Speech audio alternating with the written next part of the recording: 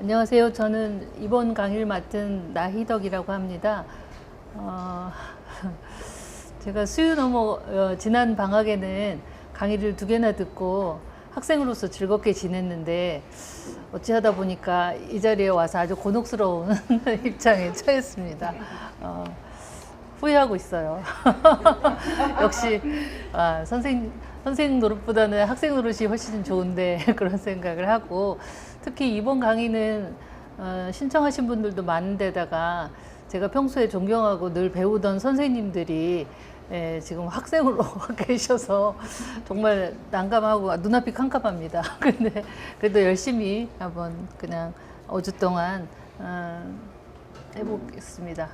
저는 사실 대학원 강의도 제가 잘 아는 거 하지 않고 매 학기 제가 새로 공부하고 싶은 주제를 잡아서 텍스트도 그렇게 새롭게 선정을 하는 그런 습관이 있는데요.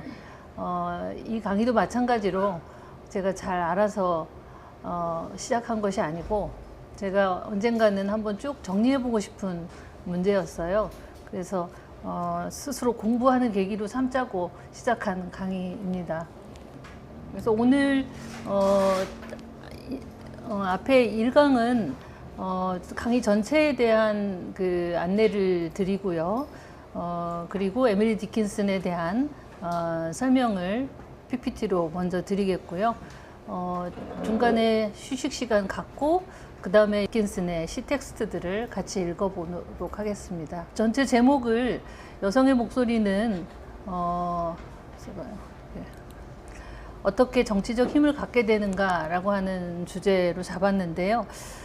이 여성 시인들이 어떤 자기 표현으로서 목소리를 이렇게 발전시켜가는 과정에서 상당히 좀 다양한 경험들을 하게 되죠. 자신의 사적인 목소리가 어떤 공적인 언어하고 괴리를 겪거나 충돌하기도 하고, 또 어떤 통합되거나 어떤 만나는 지점을 가지게 되면서 또 확장되기도 하고, 또 시대적인 환경이나 문화적인 흐름에 따라서도 제가 여성 시인으로서 그 어떤 여성의 목소리를 발전시켜 가는 과정이 있었죠.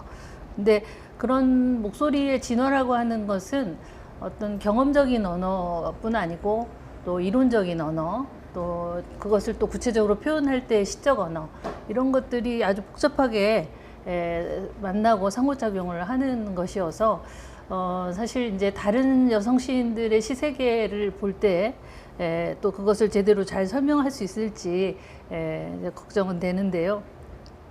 하여튼 그 여성의 목소리와 정치적 힘이라고 하는 거, 결국은 시와 페미니즘과 정치, 이 3가지 영역이 만나는 그 지점에서 미국 여성 시인을 같이 읽어보자라고 하는 것이 이 강의의 취지입니다. 사실 정치적 힘이라고 하는 것은 그냥 자연스럽게 주어지는 것은 아니죠. 그 기분이 아니고 테이큰인 것이죠. 그러니까 스스로 취하고 쟁취해야만 되는 그런 것이기 때문에 사실은 그 과정 자체에 상당히 어떤 권력의 어떤 작용, 분배, 이동, 이런 것들이 계속 일어나게 됩니다. 그래서 아무리 우리가 여성 시인으로서 정치적인 문제를 직접 얘기하지 않는다 하더라도 사실은 내가 여성 시인으로서 생각하고 말하고 그러는 과정 자체가 사실은 저는 다 정치적인 과정이고 그런 시간들이라고 생각을 합니다. 그런 점에서 이것을 직접적인 어떤 정치적인 것만을 포함하는 그런 개념은 아니고요. 그렇게 좀 넓게 이해해 주시고, 그리고 그만큼 그 다양한 스펙트럼들을 우리가 5 시인들을 통해서 보자 하는 취지로 강의를 준비를 했습니다. 그래서 미리 나간 그 강의 개요를 그래도 다시 한번 말씀을 드리겠는데요. 그러기 전에 일단은 이 강의가 필연적으로 가질 수밖에 없는 한계를 먼저 고백을 드려야 될 것 같아요. 첫 번째는 제가 페미니즘 이론가도 아니고요. 또 영문학 전공자도 아닙니다. 그렇기 때문에 사실은 이론적으로도 부족한 부분이 많고, 외국어도 제가 이렇게 강의 자료를 준비하기 위해서 원문들을 비교하면서 계속 그렇게 시를 또 문맥에 맞춰서 수정하고 재번역하고 그런 과정을 겪고는 있지만 사실은 그 영어 원전을 볼 수 있는 능력도 전공자에 비하면 많이 부족하고요. 네, 그런 점에서 그런 치명적인 한계를 먼저 가지고 그럼에도 불구하고 이런 주제로 강의를 이제 하게 된 것은 제가 여성 시인으로서 그동안의 어떤 경험과 고민 또 이 여성 시인들을 통해서 읽을 수 있는 그 다양한 문제들 여기에 제가 뭐 몸, 젠더, 모성, 사랑, 죽음, 종교, 인종, 폭력 이런 그 삶과 죽음을 관통하는 굉장히 다양한 문제들이 있는데 이 문제들에 대해서 어떻게 생각하는지 또 그것들이 시에 나타났을 때 그것들을 어떻게 읽어낼 건지 시를 읽는 관점 또 페미니즘과 관련된 이제 독서들을 하면서 그것들을 시와 연결하는 어떤 지점들 아마도 이제 그런 지점들에 대해서 공유를 하게 되지 않을까 생각합니다. 그리고 두 번째 한계는 주제를 굉장히 이렇게 좀 분명하게 잡다 보니까 그 여성 시의 목소리와 정치적 힘이라고 하는 그 주제와 직결된 시들을 중심으로 또 그런 면모를 중심으로 다루게 돼요. 그러다 보니까 이제 미국 여성 시인만 하더라도 더 중요한 시인들도 사실 제가 좋아하는 시인들도 있지만 조금 더 그런 문제들을 잘 보여주는 시인 중심으로 하게 되고 그러다 보면 좋은 시인, 중요한 시인을 놓칠 수도 있고요. 또 저희가 선택한 시인들의 작품 중에도 그 시인의 전체적인 어떤 특성보다는 이 주제와 연관된 부분들에 좀 더 집중해서 이야기를 하게 된다라고 하는 점을 미리 말씀드리겠고요. 그리고 왜 처음부터 이렇게 미국 여성시로 국한했나 하는 문제인데요. 제가 이제 이걸 계속 해나가는 과정에서 책을 이렇게 여성 시인들에 대한 책을 구상을 하고 있는데 처음에는 사실 여러 언어권들을 골고루 다 넣었었어요. 근데 그러다 보니까 너무 그 문화적 배경도 다르고 시대도 다르고 그러다 보니까 이렇게 어떤 그 페미니즘적인 인식이라든지 변화 과정 또 상호 관계 이런 것들을 잘 드러내기가 쉽지 않겠다는 생각이 들었습니다. 그리고 또 어떤 같은 미국이라고 하는 같은 배경을 놓고 거기에서 세대나 인종이나 경향에 따라서 달라지는 지점들을 좀 더 선명하게 관찰하려면 이렇게 미국시로 범위를 좁혀서 보는 것이 일단 1차적인 논의에 있어서 효과적이겠다 이런 생각이 들었고요.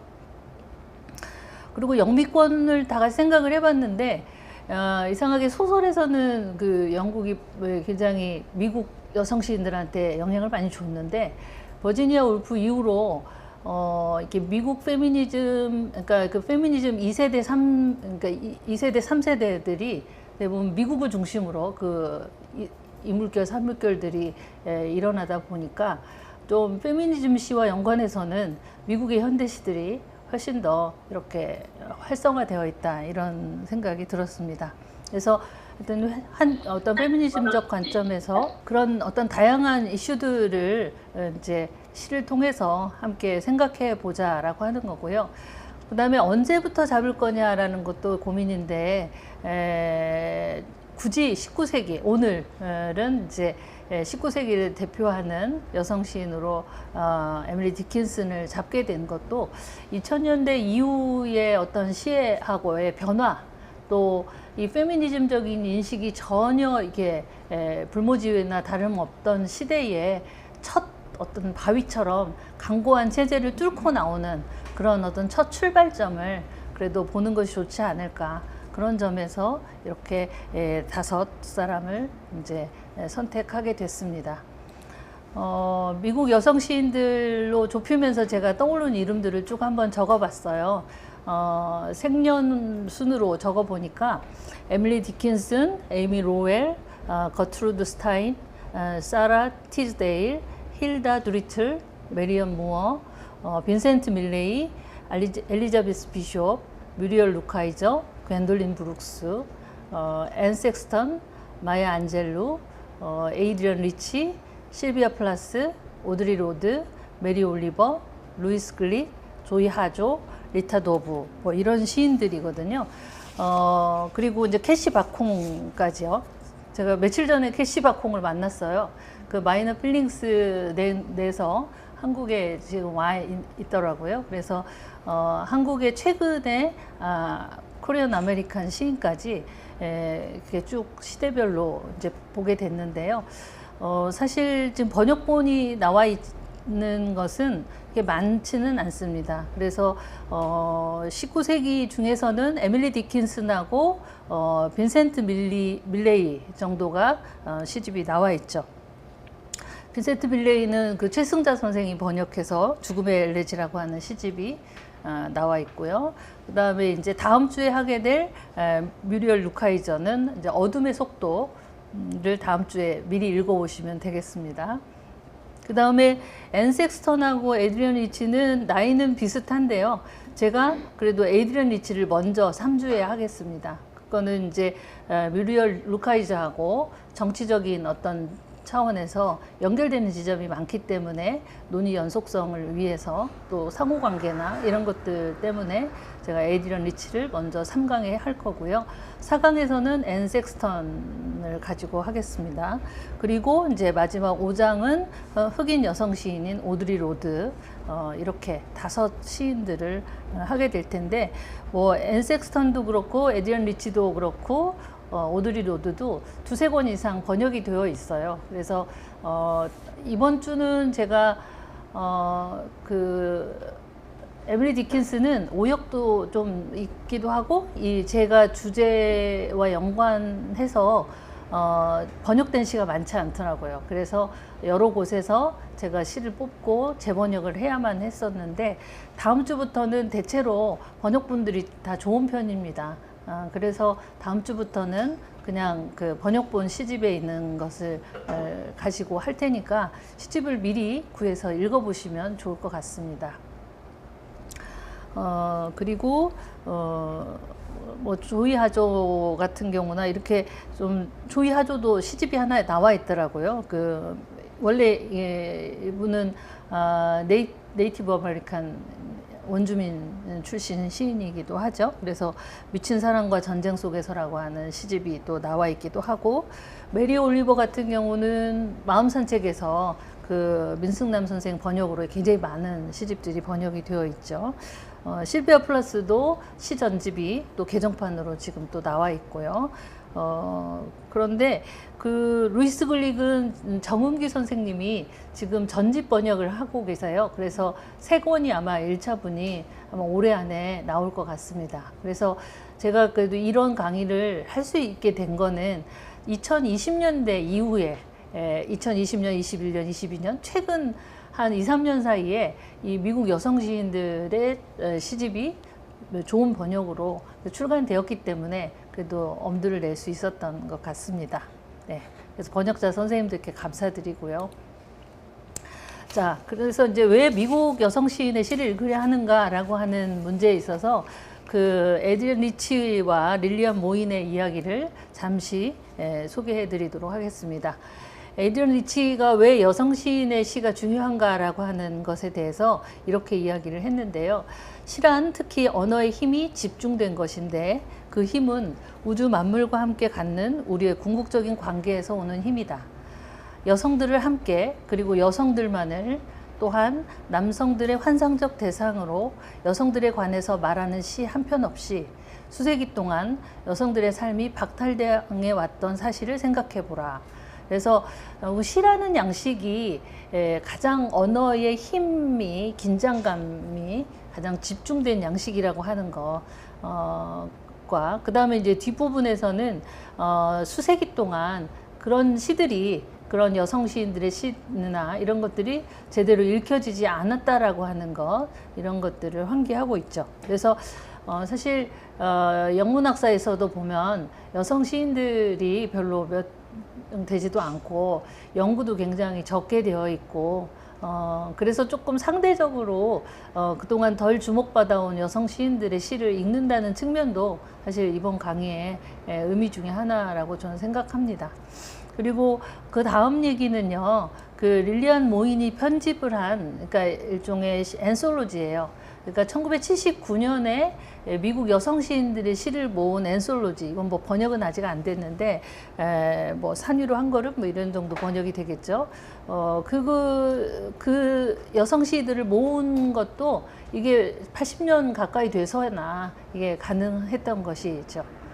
그리고 그 서문에서도 이렇게 이야기하고 있습니다. 실한 집중된 통찰력과 집약된 형식이라고 하는 전통을 지닌 것이고 우리가 제안하는 정치에 대한 이상적 매체다라고 이야기를 하고 있고요. 그런 속에서 어떤 그동안 여성들은 무엇이 옳으냐, 또 무엇이 사실이냐, 또 무엇이 자연스러운 것이냐 이런 것들을 결정하는데 제대로 참여하지 못했고 그런 점에서 기존에 우리가 갖고 있는 이런 지배적인 관념들의 어떤 중요한 실제가 결핍되어 있고 또 우리를 억압해 온 것이 사실이다. 그런 점에서 이제 그것들을 보여주는 시들을 이제 소개한다. 이런 취지로 어린말을 썼던 것이죠. 그리고 작은 시편이 사실은 그런 저마다 커가는 의식의 행위로서 총체적인 작품의 일부가 된다라고 이야기했습니다.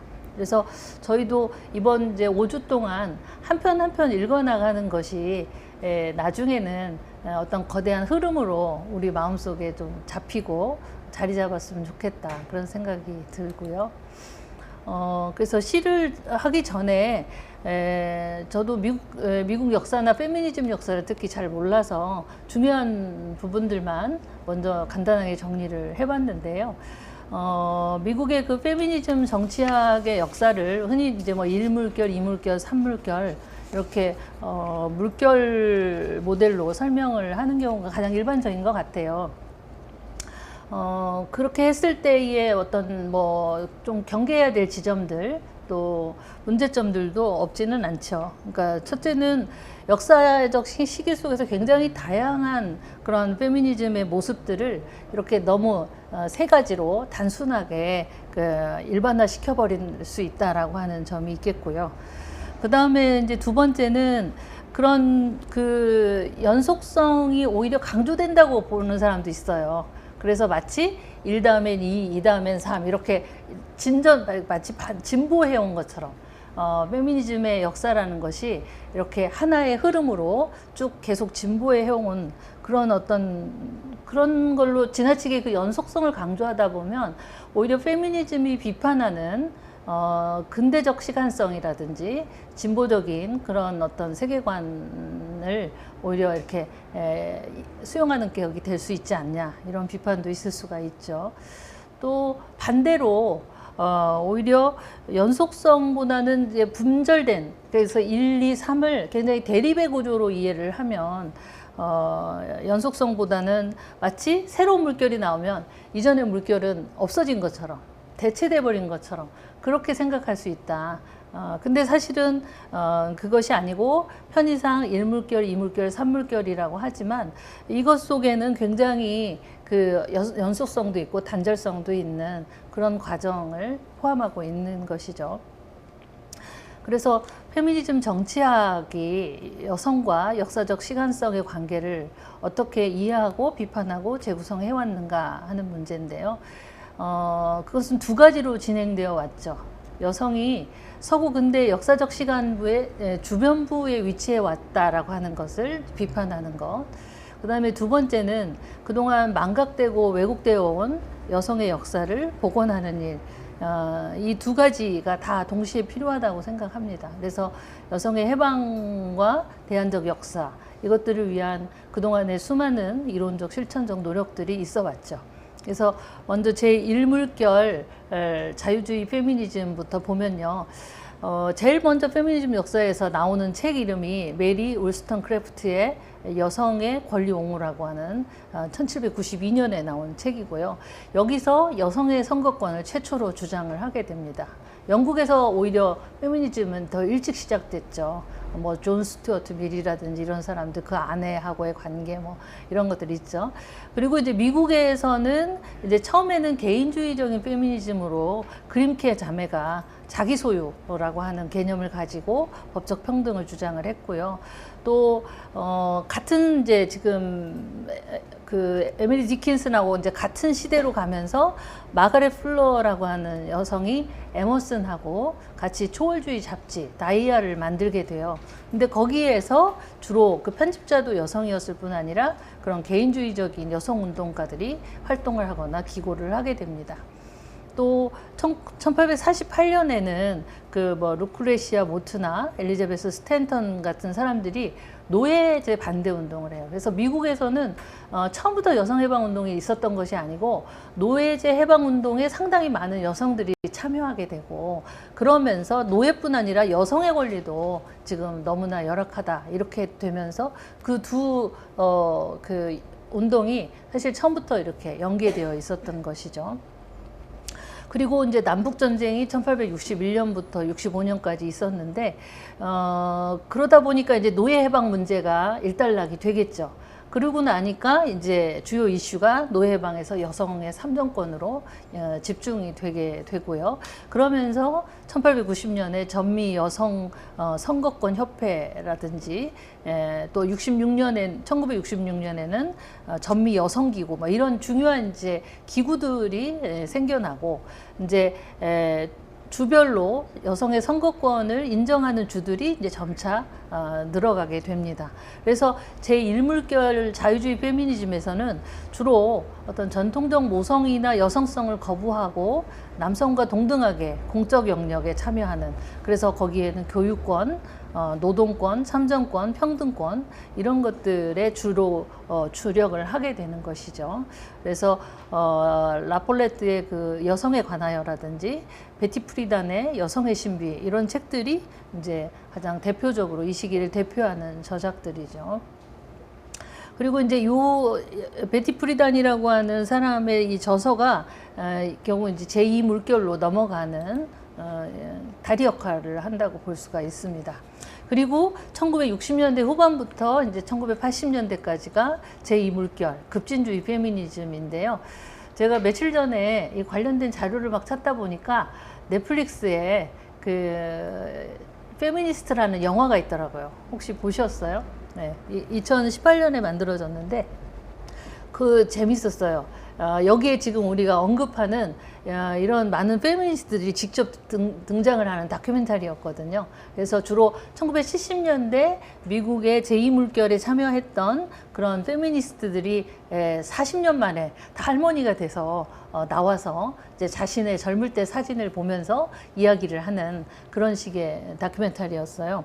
근데 그 영화를 보면은 신시아 맥캐덤스라고 하는 사진 작가가 70년대 페미니스트들을 다 찍은 거예요. 그래서 이제 그 사진집에 있는 사진들을 다시 전시를 하게 되고, 그러면서 이제 페미니스트들이 이 물결의 그 페미니스트들이 유년기, 또 부모와의 관계, 또 사랑과 결혼, 뭐 직업, 또 섹슈얼리티, 또 여성 운동에 참여하게 된 것, 또 예술가로서의 자의식, 모성, 뭐 우정, 교육, 인종, 굉장히 다양한 스펙트럼의 이야기들을 이렇게 하면서 한 1시간 반 정도 진행이 돼요.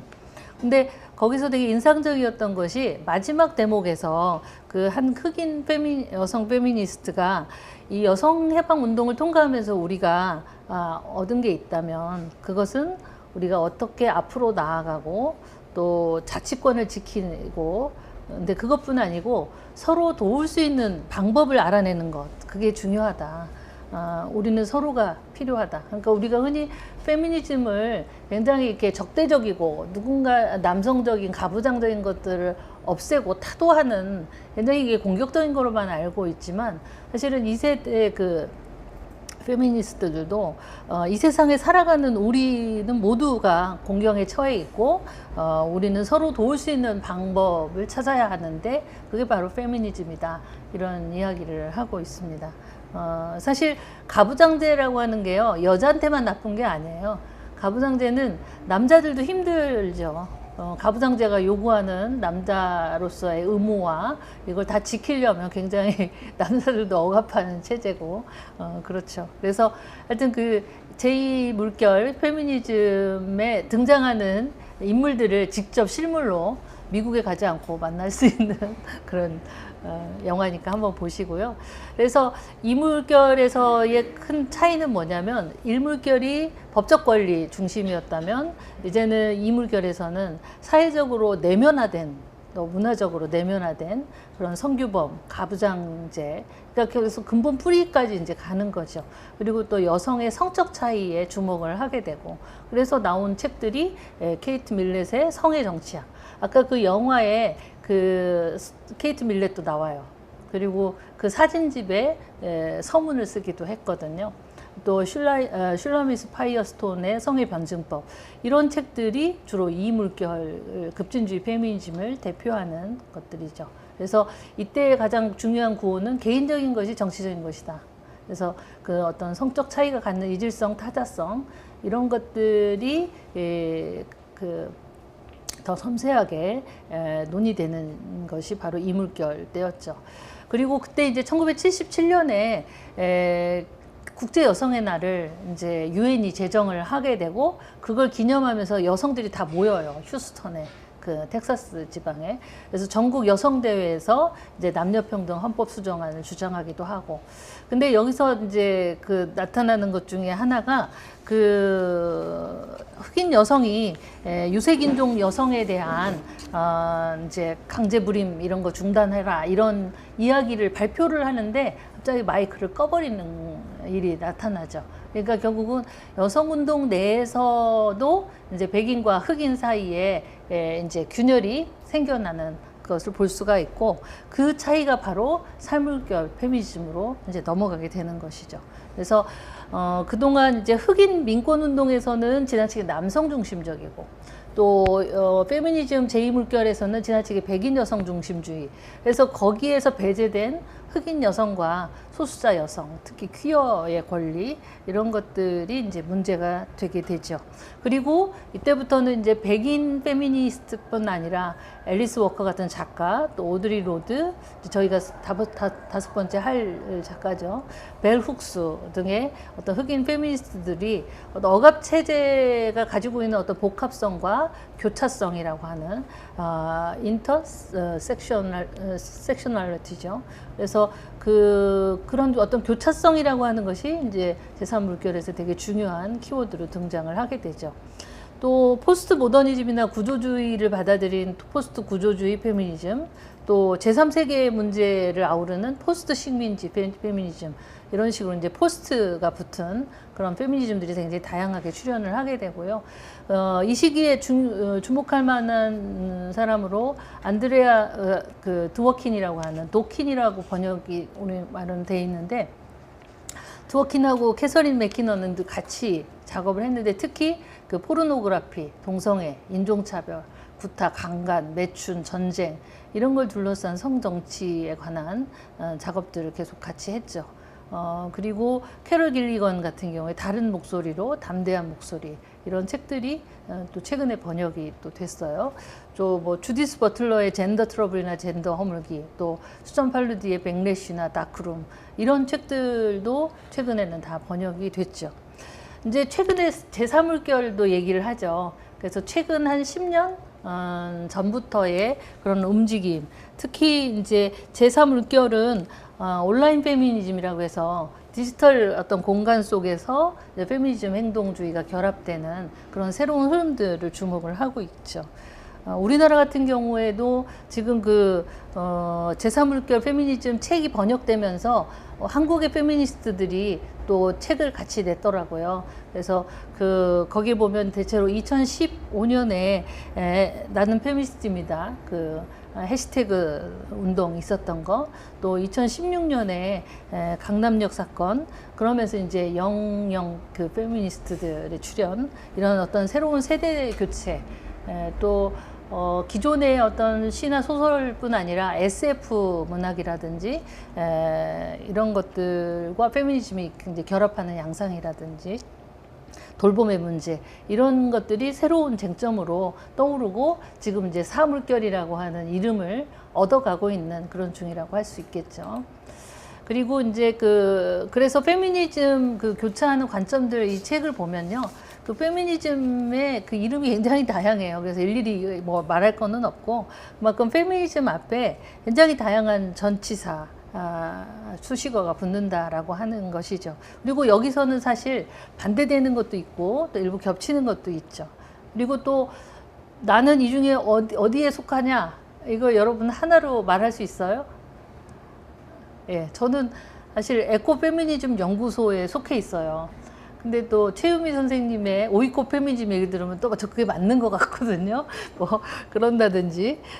그래서 하여튼 이렇게 한 개인이 여러 범주에 속할 수 있고, 그만큼 페미니즘이라는 것을 우리가 어떤 단일한 이데올로기는 도저히 접근할 수 없는 것이죠. 굉장히 다학제적인 것이고 교차적이고 상호 연결된 것이고, 결국은 다양성과 차이, 또 통합과 공동성, 이 양쪽을 어떻게 이제 잘 융화해 가느냐, 이제 그런 것이 우리의 과제이겠죠. 그래서 이제 이런 시대적 배경이나 페미니즘의 흐름들 속에서 이제 여성시에 대해서 살펴볼 텐데, 여성시의 정치적 가능성과 이제 언어적 가능성이라고 하는 거, 그 점에서 이제 여성시라는 그 말부터가 문제가 되죠. 뭘 여성시로 말할 거냐? 여성시인이, 생물학적 여성시인이 있으면 다 여성시냐? 아니면 특정한 경향과 어떤 방향성과 언어적 특질을 가지고 있는 것만을 여성시로 말할 것인가? 이제 그런 문제들이 한 우리나라 같은 경우에 1990년대부터 굉장히 이제 논란이 되어 왔어요. 그리고 또 시에 나타나 있는 그 여성들의 차이, 아까 페미니즘이 그렇게 다양했던 것처럼 여성 시인들 사이에 나타나는 그런 차이들도 어떻게 이해할 거냐, 이제 그런 부분들이 있겠죠. 1990년대 초부터 한국의 문예지들에서는 여성시 아니면 생태시 특집을 많이 했어요. 그만큼 이제 70년대, 80년대 독재체제 속에서의 이데올로기, 정치체제에 대한 또 리얼리즘적인 그런 문학들이 이제 급격하게 퇴조하고, 그것들을 메꿀 수 있는 어떤 새로운 대안적 흐름으로 생태와 여성이라고 하는 것이 이제 부상됐었고요. 그러다 보니까 이제 여성의 언어, 뭐 여성적 글쓰기 이런 게 많이 나와요. 근데 그때 제가 등단한 지 얼마 안 됐을 때, 제가 89년도 신춘문예니까 제가 신인이고, 그런데 자신들이 페미니스트고 여성적 글쓰기를 한다는 그 문인들로부터 제가 가끔씩 공격을 받았어요. 너의 언어는 남성의 언어야. 가부장이 사랑하는 언어야. 알아먹게 쓰잖아. 뭐 이런 얘기들을 저한테 했어요. 그래서 저는 되게 고민이 많았어요. 도대체 저들이 말하는 여성의 언어란 무엇일까? 내가 읽으면 뭔지 모르겠고 환상적이고 뭔가 내면적이고 추상적인데, 그런 언어만 여성의 언어일까? 그러면 내가 정말 생물학적으로는 여성이지만 가부장제에 세뇌되어서 나의 언어는 너무 기존의 그런 어떤 언어적 시스템으로부터 근본적으로 자유롭지 못해서 정말 그런 것일까? 굉장히 많이 되묻고, 정말 그거를 알고 싶어서 몸부림쳤던 것 같아요.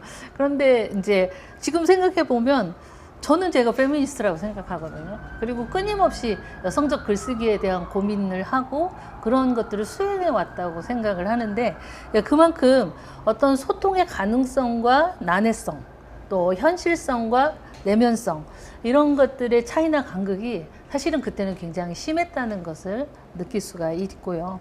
그래서 그 시절부터 바로 이 강의의 제목, 여성의 목소리는 어떻게 정치적 힘을 갖게 되는가라는 그 질문을 계속 제 내면으로는 던져왔던 것 같다, 그런 생각이 듭니다.